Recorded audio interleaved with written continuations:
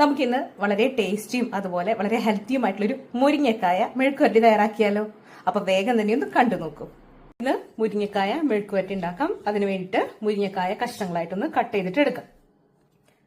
നമ്മള് മുരിങ്ങക്കായ മെഴുക്കുവരട്ടി ഉണ്ടാക്കാൻ വേണ്ടിയിട്ട് കഷ്ണങ്ങളൊക്കെ ഇതുപോലെ തോലൊക്കൊന്ന് ചീന്തി എടുത്തിട്ട് വെച്ചിട്ടുണ്ട്. ഇനി ഇതിന്റെ നടുവേ നമുക്കൊന്ന് പിളർന്നു വെക്കാം. അപ്പൊ ഈസി ആയിട്ട് ഉപ്പും മുളകൊക്കെ പിടിക്കും. അതിന് വേണ്ടിയിട്ടാണ് നമ്മൾ മുരിങ്ങക്കായ നടുവേ പിളർന്നു വെച്ചിട്ടുണ്ട്. ഇനി നമുക്ക് ഇതിലേക്ക് കുറച്ച് ചുമന്നുള്ളിയും അതുപോലെ കുറച്ച് വെളുത്തുള്ളിയും വേണം.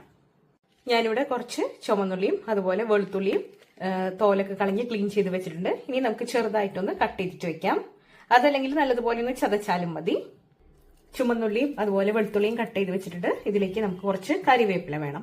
ഇനി ഞാൻ ഇതിലേക്ക് ഇടിച്ച മുളക്, അതായത് ക്രഷ്ഡ് ചില്ലിയാണ് ചേർത്ത് കൊടുക്കുന്നത്. അതുപോലെ വെളിച്ചെണ്ണയിലാണ് ഇത് തയ്യാറാക്കുന്നത്. അപ്പൊ നമുക്കിതൊന്ന് സെറ്റ് ആക്കാം.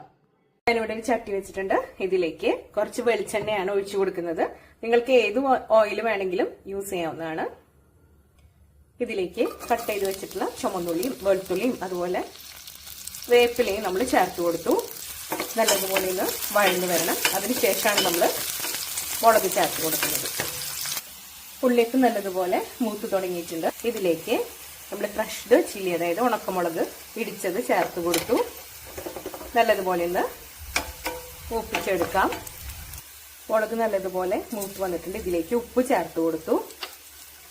ഇനി നമുക്കിതിലേക്ക് വെള്ളം ഒഴിച്ചു കൊടുക്കാം. നമ്മുടെ മുരിങ്ങക്കായ വേവാൻ ആവശ്യമായിട്ടുള്ള വെള്ളം ഈ സമയത്താണ് ചേർത്ത് കൊടുക്കുന്നത്.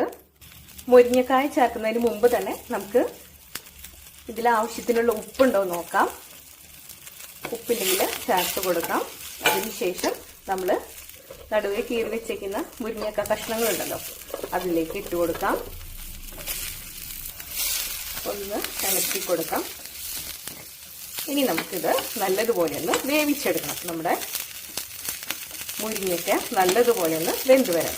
ഒരു മീഡിയം ഫ്ലെയിമിൽ നമുക്ക് ഇട്ട് കൊടുക്കാം. അടച്ചു വെച്ച് വേവിച്ചാലും കുഴപ്പമൊന്നുമില്ല. അപ്പൊ ഇതൊന്ന് റെഡി ആയിട്ട് വരട്ടെ. മുരിങ്ങക്കായ ഇവിടെ നല്ലതുപോലെ വെന്തിട്ടുണ്ട്. ഈ വെള്ളം ഒന്ന് വറ്റിക്കോട്ടെ. അതിനുശേഷം നമുക്ക് സ്റ്റവ് ഓഫ് ചെയ്യാം. അങ്ങനെ നമ്മുടെ വളരെ രുചികരമായ നല്ല ടേസ്റ്റിയും ഹെൽത്തിയുമായിട്ടുള്ള മുരിങ്ങക്കായ മെഴുക്കുവരട്ടി ഇവിടെ റെഡി ആയിട്ടുണ്ട്.